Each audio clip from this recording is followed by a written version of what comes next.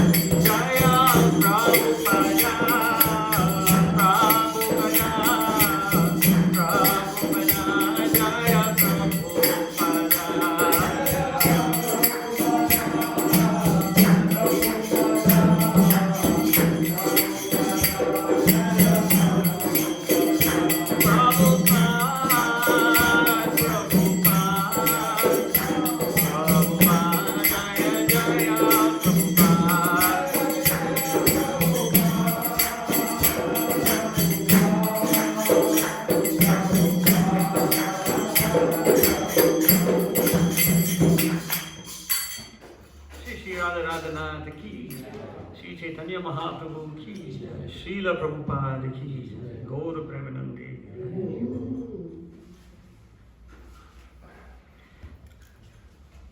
Hare Krishna, devotees.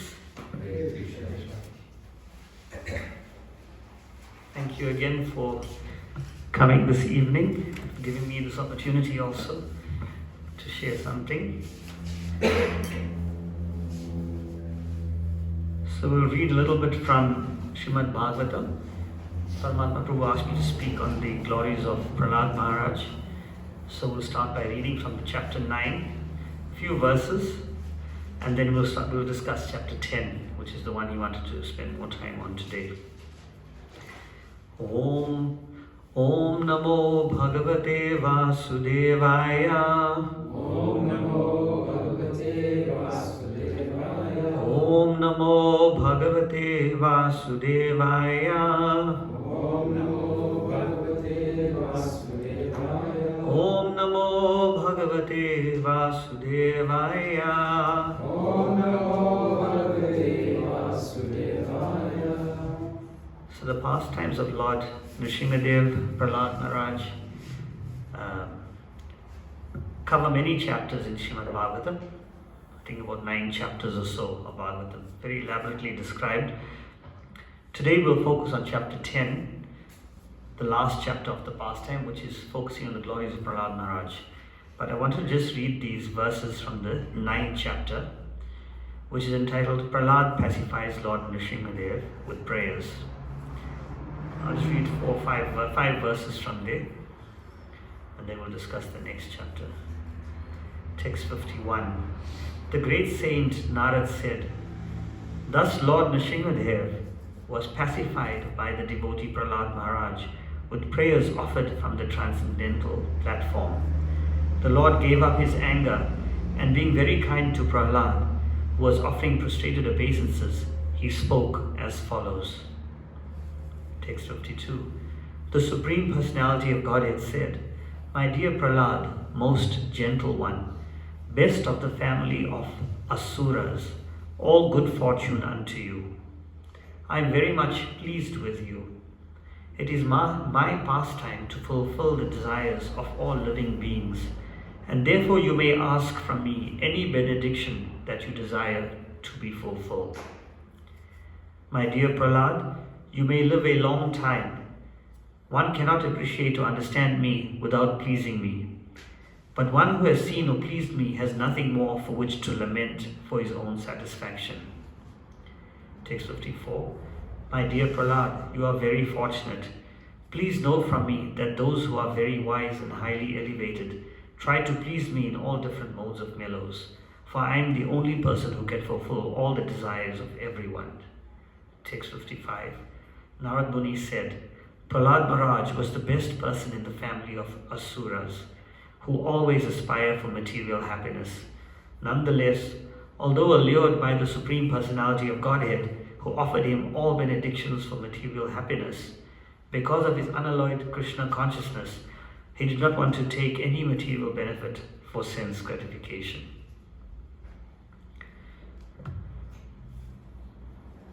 Om Jnana Timirandasya Jnananjana Shalakaya Chakshurunmilitam Yena Tasmai Shri Gurave Namaha.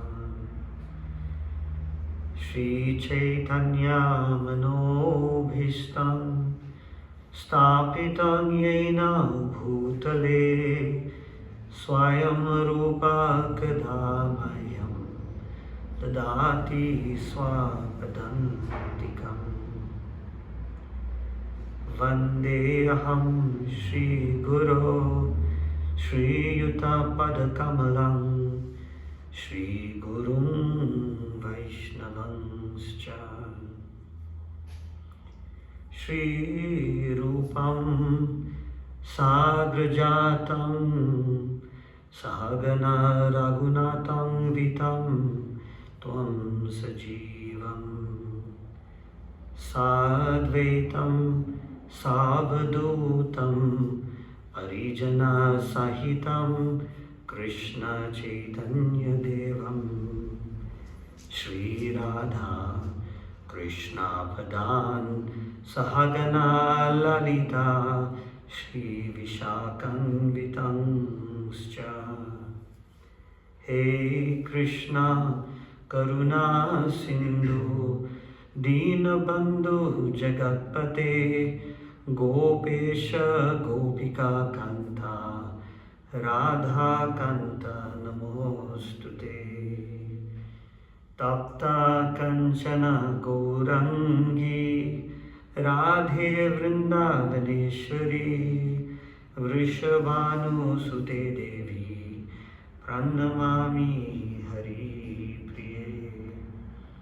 Vancha kalpatarubhyascha kripa sindhu bhevacha patitanam pavinebhyo vaishnavebhyo namo namaha. Jai Shri Krishna Chaitanya Prabhu Nityananda Shri Advaita Gadadhar Shivasari Gaura Bhakta Vrinda. Hare Krishna Krishna Krishna Hare Hare Hare Rama Rama Rama Hare Hare.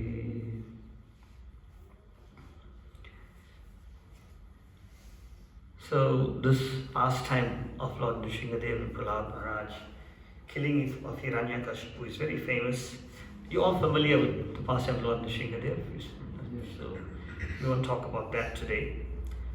And this part we're reading from is after the Lord kills Lord Hiranyakashipu, and he's furious, he's angry, and nobody was able to pacify him. Even Lord Brahma was afraid to approach the Lord, the leader of the universe, grand sire of the universe. And at that time he sends Prahlada Maharaj to pacify the Lord. And in chapter 9, Prahlada Maharaj offers various prayers to Lord Nrsingadev, and the part we read from now is Lord Nrsingadev saying, I'm very pleased with you. The Lord becomes pacified, and he says, I'm pleased with you, and he offers him a benediction. And what does Prahlada Maharaj do? He doesn't want the benediction. This amazing person, Prahlada. Prahlada Maharaj is such an amazing devotee. Actually, this pastime of Nrsingadev is actually glorifying Prahlada Maharaj.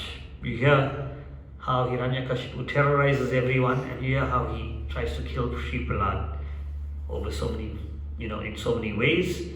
And then Lord comes just for a short time, comes out, kills Lord Nrsingadev, he gets pacified and he leaves. So Lord is just one very short pastime. But it's all about Prahlada Maharaj, what an amazing devotee he is. And it's very important for us as aspiring devotees to study, to understand, to imbibe this mood that Prahlada Maharaj has. So much has already been said prior to this about how he was surrendered to the Lord. He was trying to be killed, but he was just focused on the Lord. He had no animosity towards his father, despite his father trying to kill him. And in chapter 10, we see how Prahlada is further glorified. So I'll read some of the verses from here, and we can talk about them. Feel free to chip in. We don't have to talk only at the end. You can have questions at the end if you want. But if you have some thoughts on Prahlada Maharaj, it should be very relevant to us, Prahlada Maharaj, what his nature is and what we are aspiring for. So one of the verses, text 1 says, the saint Narada Muni continued, although Prahlada was only a boy, when he heard the benedictions offered by Lord Nrsingadev, he considered them impediments on the path of devotional service. Thus he smiled mildly and spoke as follows. So why do you think he considered them impediments to devotional service? This is the Lord, your Lord and Master. He's offering you, please ask for something and I'll give you that. And how is Prahlada Maharaj seeing? He's seeing it as an impediment. Anyone know why? Prabhu? Presuming he's offering material benedictions, those will be further binding for Prahlada Maharaj in this material reality. So he wanted nothing to do with that, and he just wanted to surrender to the Lord. Yes. We'll see now further Prahlada's response, exactly like how you're saying. Srila Prabhupada says in the purport that material achievements are not the goal of devotional service. So the goal of devotional service is not material achievements. And what's the ultimate goal of devotional service? If it's not material achievements. Yeah, and what's our goal? Love. Love of God, Krishna Prema. So the reason we engage in devotional service is want to develop love for God. We don't want material achievements. So the goal is different. Still, we see there are many devotees who are very opulent also. We have Parikshit Maharaj, Ambarish Maharaj, they're all very opulent. But Srila Prabhupada makes the point that the opulence of the devotee when used in the service of the Lord, like those Maharajas did, is actually a gift of the Lord. However, if we become attached to those material opulences, then it is an obstacle in our spiritual progress. Because those material allurements can bind us to the material world and they'll take us away from Krishna consciousness. So we see it's not that material opulence is the problem, it's about how we engage with it. Right? Now, initially when we come to Krishna consciousness, we may think that so many things are bad for us or good for us. But really we see that for the advanced devotee, he can engage with anything because he knows how to engage with it, whether it's opulence, material wealth or anything. But for the conditioned soul, opulence is a danger. But for someone who's very advanced, opulence is a gift from the Lord and is used in the service. So it's about the way we engage with things, with our consciousness, and that's the essential point. And we see Prahlada Maharaj, he's acting like a sadhaka, like us, like a practitioner. As practitioners, we don't want the impediments. A pure devotee won't be bothered whether he has impediments or not, whether he has material opulence or not. It doesn't matter, it's all in the service of the Lord. So that's how Prahlada Maharaj is very relatable to us. And see what Prahlada Maharaj says in answer, just adding on to how you answered. In text 2 he says, "Oh my dear Lord, O personality of Godhead, because I was born in an atheistic family, I am naturally attached to material enjoyment." Right? "Therefore, kindly do not tempt me with these illusions. I am very much afraid of material conditions and a desire to be liberated from materialistic life. It is for this reason that I have taken shelter of your lotus feet." So Prahlada Maharaj is very intelligent. He recognizes his position. I'm born in an atheistic, in a family of demons, asuras, right? He's the best of the asuras. He's born in a family of demons. He recognizes his position. He says, I'm very much inclined to material activity. Therefore, if you give me material opulences, I may become attached. Right? Can we relate to this ourselves, right?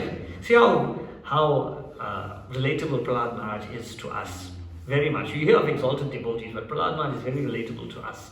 You'll notice Prabhupada, although Nrsingadev is not Krishna in his original form, but you'll see this pastime of Nrsingadev and Prahlada especially. Prabhupada is bringing out so many teachings from this part of the Bhagavatam, wherever he's writing, he quotes things. Because Prahlada Maharaj is very much relevant to our practice of Krishna consciousness. So the principle is that materialistic attachment, material life, the basis of it is attachment to the material world. That's the basis. And everything is done in relationship to that. So therefore, for someone who's entangled in the material world, material opulence is a great danger. And Prahlada is taking that role. And we see that for us, practitioners who come to Krishna consciousness, we are coming from the same mold, that we attach to material life, and we come into Krishna consciousness for the sake of developing love of God. Therefore, material opulence is a danger to us. And he's saying the reason he took shelter of the Lord is to get free from these entanglements. He wants love of God, but he get free from material entanglements. In text 3 he says, "Because the seed of lusty desires, which is the root cause of material existence, is within the core of everyone's heart, you have sent me to this material world to exhibit the symptoms of a pure devotee." So Prahlada, on the one hand, is saying, I'm born in a demon family, in an atheistic family, and I'm very much materially attached. But here, in a sense, he's contradicting that. He's saying, you have sent me. He's saying, you have sent me to show the symptom of a pure devotee. So in Prahlada, we're having both things. We're seeing what a practitioner devotee should be like, but we're seeing what an ideal devotee should be like. He himself is saying, the Lord, you have sent me here to show this. So that's Prahlada. And Prabhupada comments in the purport that we have Nitya Siddhas and Nitya Baddhas. We have Sadhana Siddhas and Nitya Siddhas. Sadhana Siddhas are those who practice Krishna consciousness and perfect their life. And Nitya Siddhas are those who are eternally perfected. Right? Both kinds. But Prahlada, what is he? Prabhupada says he's a mixture of the two. He's a mixture of a Sadhana Siddha and a Nitya Siddha. He's a Nitya Siddha, Prabhupada says in the purport to this verse. He says, Nitya Siddhas come from Vaikuntha to teach by personal example, and that's what Prahlada is doing. And he comes in the order of the Lord. So he has no business here. He's not conditioned like us. He's not taking birth because of karma or anything. He's sent by the Lord. He has no business here apart from to teach us, and then he goes back. Very much similar to how the Lord does. The Lord also comes. He has no business here apart from helping us, show himself to us, and then he leaves. He's not attached, he's not bound. The Nitya Siddhas are the same way. So the Lord here is trying to induce Prahlada Maharaj with material temptations. And the Lord is in this, doing this, he's showing the great quality of Prahlada, that he doesn't care for this. So he's showing the opulence of Prahlada. He's showing the amazing quality of Prahlada. That's the thing the Lord is trying to bring out here. Yes, Prema? Because you just said that he came from Vaikuntha, would that make him a Manjari? Not necessarily, because there are many relationships with Krishna. Manjari is one specific relationship with Krishna in Vrindavan. He came from Vaikuntha. We don't know that he necessarily came from Golok Vrindavan. Manjaris are in Golok Vrindavan in a specific relationship with Radha Krishna. The young maidservants of Srimati Radharani. That's not described here, and I'm not aware if that is described. But Prahlada Maharaj is a perfected soul from Vaikuntha. That's what we know. And which part of Vaikuntha and what's the exact relationship, we can't necessarily say from here. But yeah, a Manjari is a very confidential relationship with Krishna, because the Manjaris, they have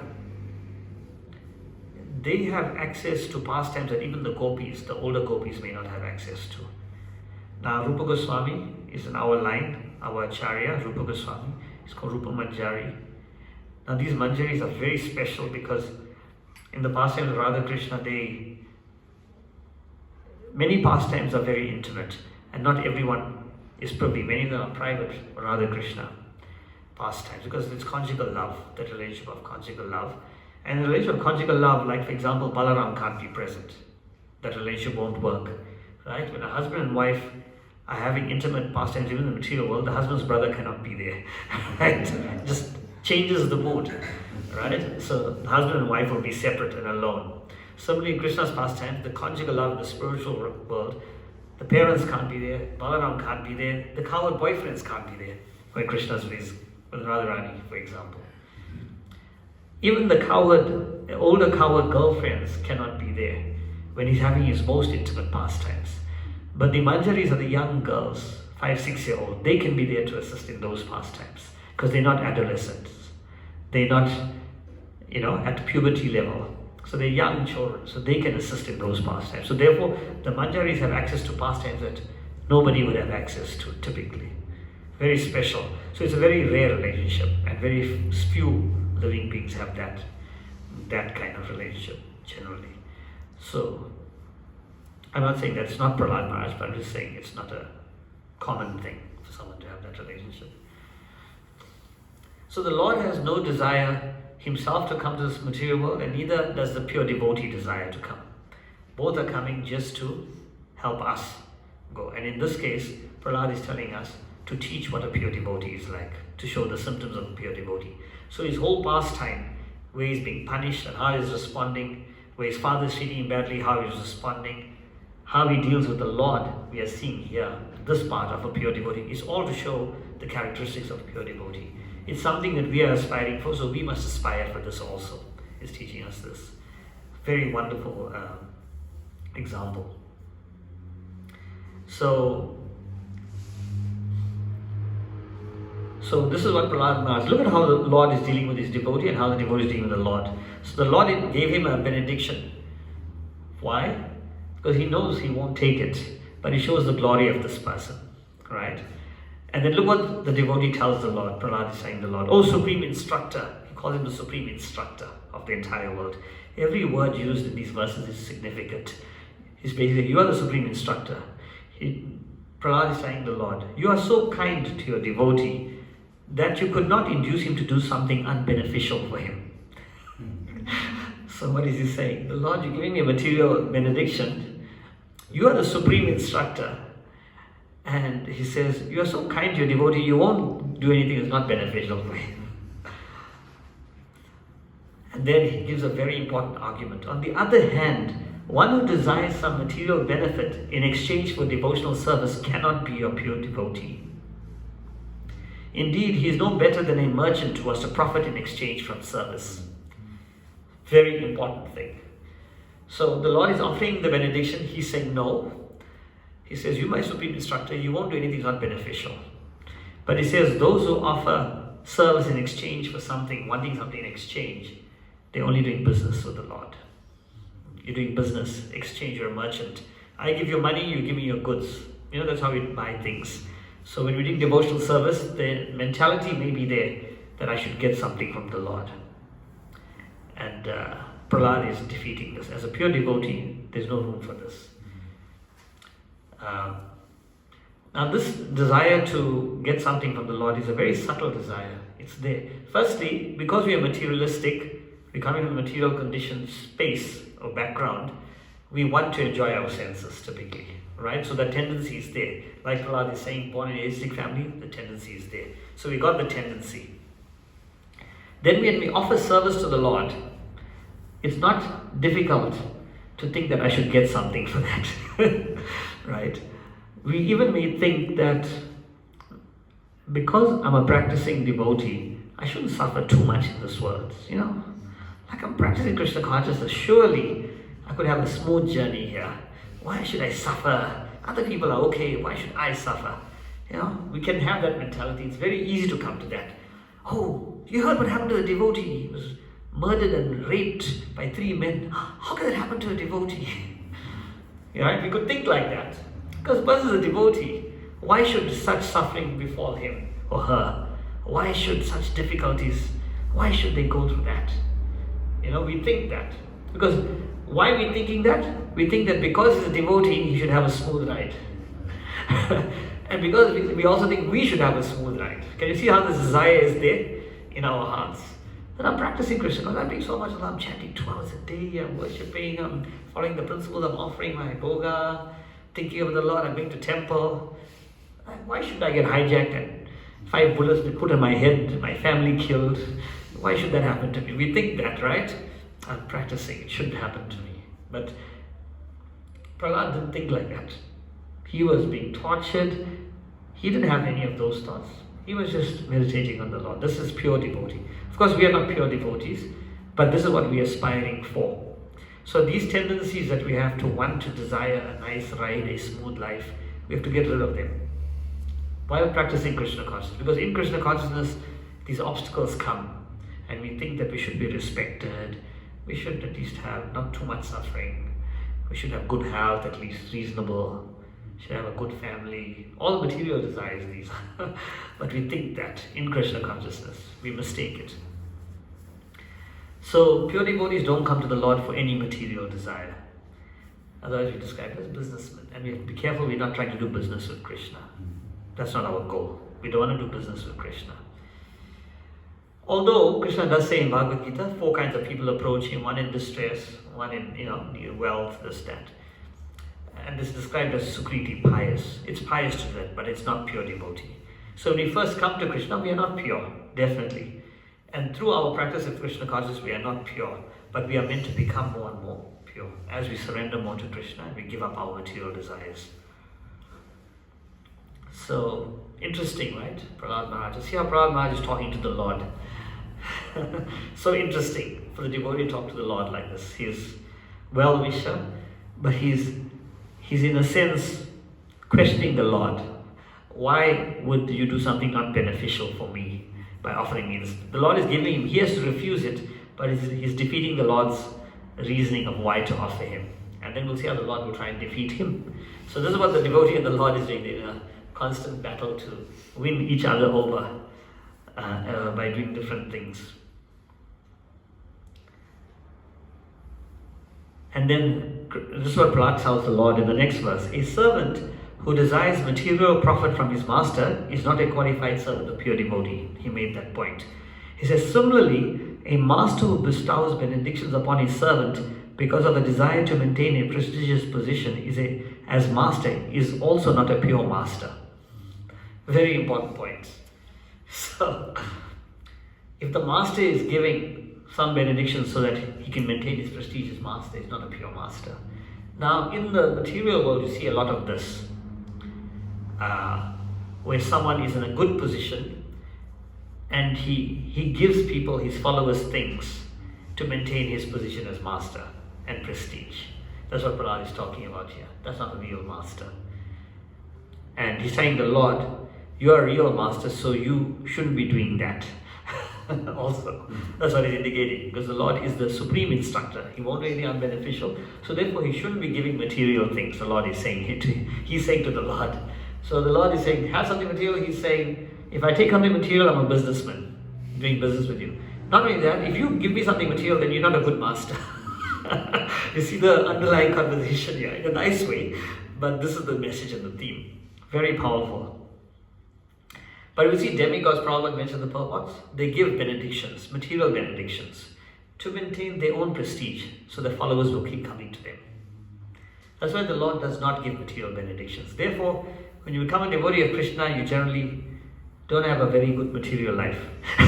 Because the Lord is not going to give you material good things necessarily. He may, but He may not necessarily to help you along. Right? He may not. So, I hope that doesn't put you off.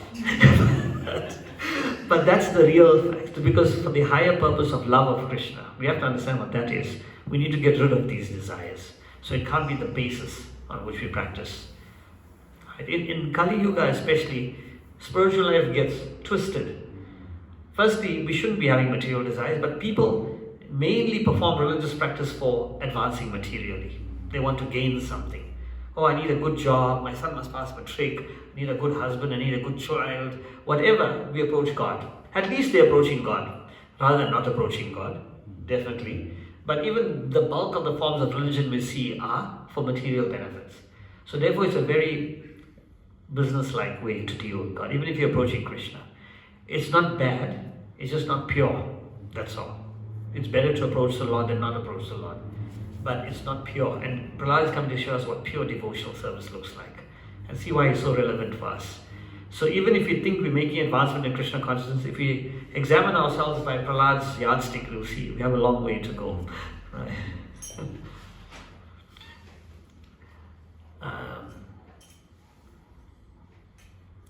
And Prabhupada makes a point in the purport here, which I thought I'll read here, it's important.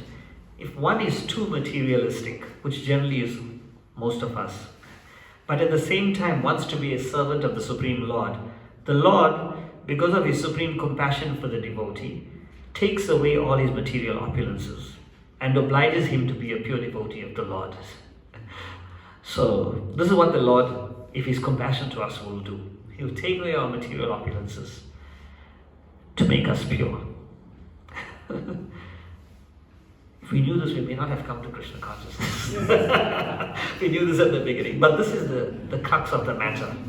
This is the crux of the matter. Because to get that, you have to give up.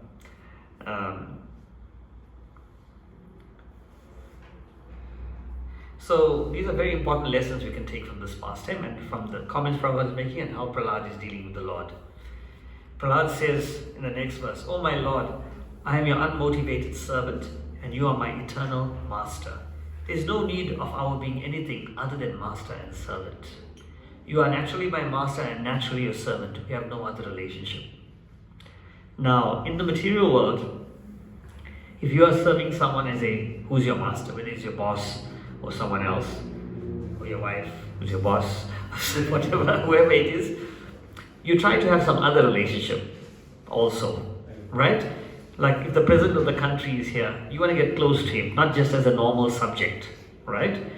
If the president or whoever, some pop star who you're a fan, you always want to get close to them. You want to have another relationship to get closer to them. But in the spiritual dimension, Prahlada is saying, there's nothing else. I'm your servant and you're my master. I don't need anything else than that. I'm just happy to be your servant. That is my perfection, to be a servant. I don't need to relate with you in any other way, whether it's this business-like thing or anything else. My perfection is just to be a servant. And that is what we're trying to be in Krishna consciousness. We're trying to be a servant of the Lord and be fully satisfied in that relationship. We're not looking for anything else. And as long as we're looking for something else, it means we haven't reached that stage of pure devotional service. In pure devotional service, we'll desire nothing else. And he says, I am your unmotivated servant. I have no reason to serve you. I am unmotivated by any material thing, obviously. You are my eternal master. And there's no need for us to be anything else. So this is the mood of the devotee. You see how powerful Prahlada Maharaj is talking. Ooh, I must say time is flying. So, very important. And when this relationship is disturbed of servant and master, that's when we get into trouble. That's when we end up in the material world, and that's why we are here. We disturb that, not wanting to just be the servant of the Lord and nothing else. Imagine the idea of being a servant is so foreign to this world that you're just wanting to obey someone else's every desire and will. It's foreign to us, right? Everyone is trying to stop being a servant in this world. We're trying to become the master. So, diametrically opposite. We're trying to be servants, only servants, nothing else. So that's our goal. Our goal is how to satisfy the Lord. There's nothing else we're trying to do. We're just trying to please and satisfy Him. So therefore we serve. Our happiness is seeing Him happy, and whatever pleases Him, that's all we're going to do. So that's the mood of a devotee. That's the mood of Prahlada Maharaj, and we see that. Prahlada Maharaj is just doing that. He's explaining that. He's living that. He's preaching to his friends that. When he's in difficulty, he sees that only to please the Lord. And when he sees the Lord, he says that also. So he's telling the Lord, don't give me benedictions. And he tells him in the next verse, oh, best of the givers of benediction. He calls him the best of the givers of benedictions. If at all you want to bestow a desirable benediction upon me, then I pray from your Lordship that within the core of my heart there is no material desire. Look at that. Here, the Lord said, what do you want? I want no material desire, give me that. Powerful, right? See how the devotee's mindset is, see how the Lord's mindset is, and see how they're reciprocating here. That's the pure devotee. This is, at least to the ability we can understand from our perspective. And Prahlada Maharaj makes that very accessible to us. He shows it. Because many times the pure devotee doesn't show you what he's feeling and how he's thinking. They may give you teachings, but they don't show you what they're feeling. But Prahlada Maharaj, in all these chapters, he's showing you how he's feeling and how he's thinking. Very clearly, how we should be as pure devotees, how we should be doing. That's why this whole pastime of Prahlada Maharaj and Nrsimhadev is so powerful, especially for us as practicing devotees. So maybe we can hear some comments. I won't speak further because I think we've covered the essential points of this chapter. Did I do justice to what you were looking to capture? Yes, Okay. Yeah, Okay. question. Any questions? Hare Krishna, Prabhu. Hare Thank you Krishna. so much for sharing with us some beautiful pastimes and realizations. As you're talking about the relationship, the pure relationship of a servant and a master, a devotee and a supreme God, I had a realization that despite us being in the material world, I think we do experience those glimpses of that purity from time to time. Give you an example. It's always nice to receive a gift. You feel very warm, you feel very nice. Somebody thought of you, gives you something.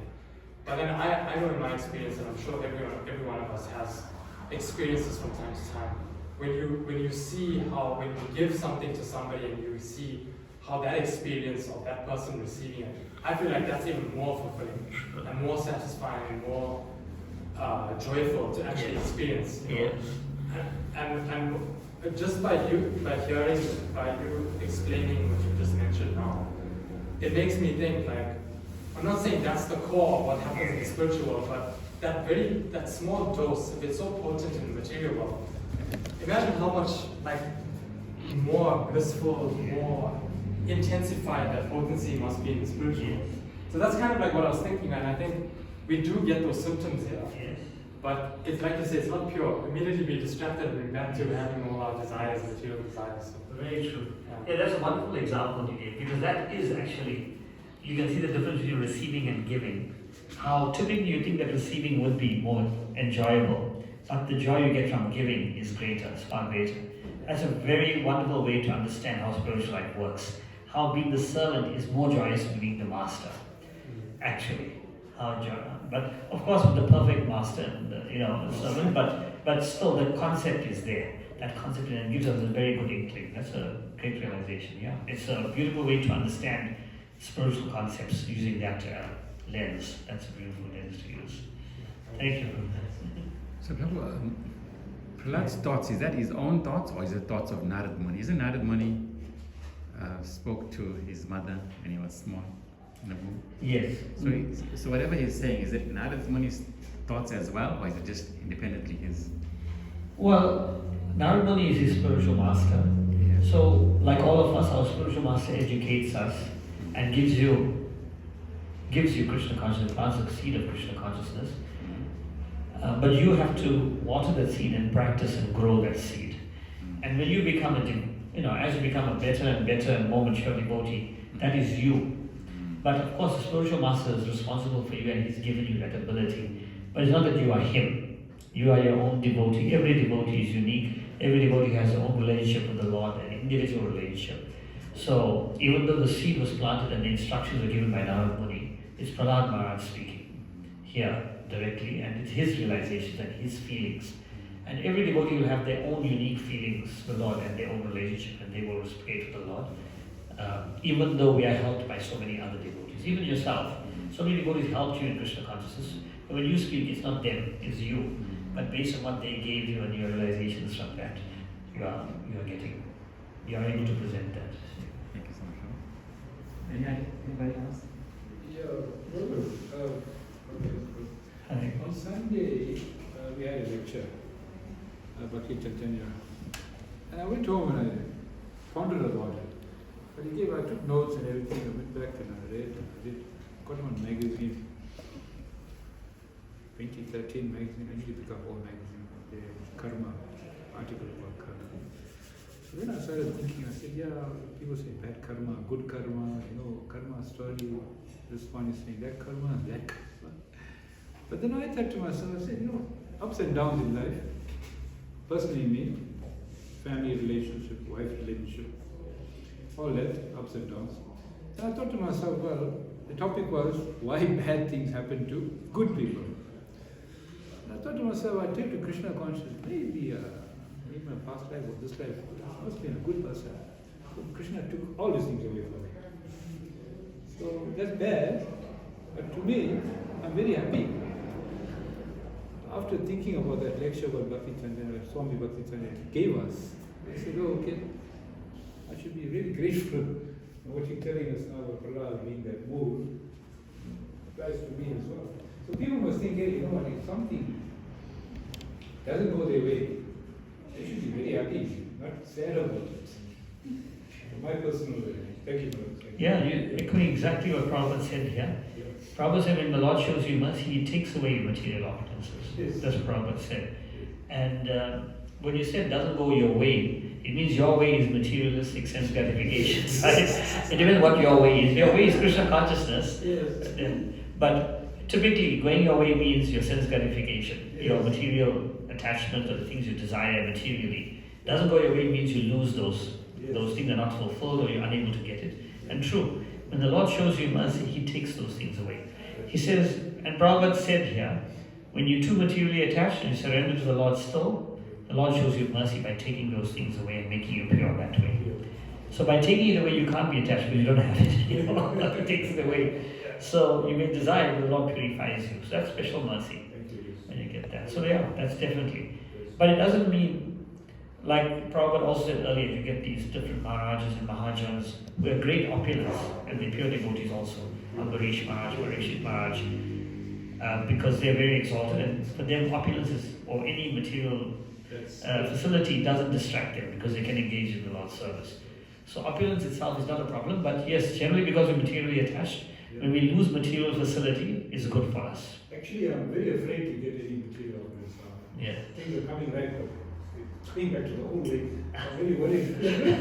It's true, it can happen. Yeah. It can happen to us. Yeah, we can become very much entangled. Canto, anything from you? Question or realization?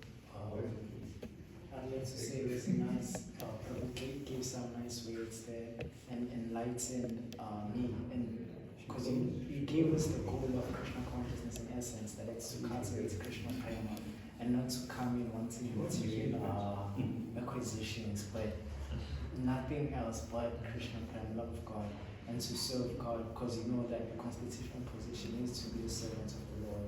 Yeah. So give me nice realizations. Thank you. Thank you for sharing. So, Thank you very much, devotee. thank you so much. Srila Prabhupada Hare ki Jai. Jai. Gaura Premanande Hari Hari. His Grace Ramvijay Prabhu ki.